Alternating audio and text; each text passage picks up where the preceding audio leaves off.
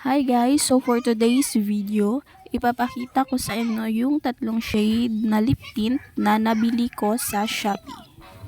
So una kong itatry is itong shade na Red Velvet. I know, Sugar Plum pala. So ayun, medyo hindi ko gusto yung shade na to kasi hindi siya bagay sa akin. So yun, medyo may pagka-purple yung kulay niya. So yun guys. Ganyan.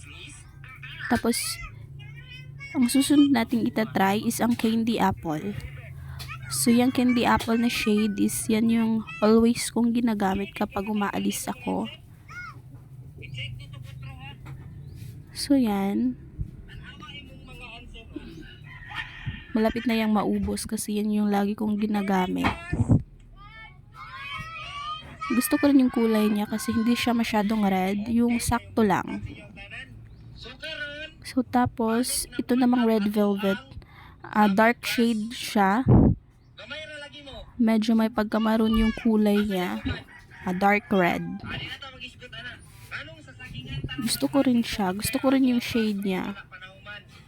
Pero yung Candy Apple talaga yung always kong ginagamit.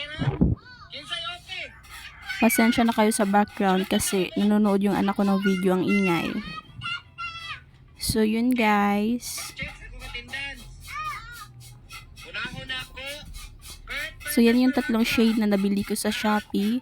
Summer Girl Cheek and Lip Tint. Thank you!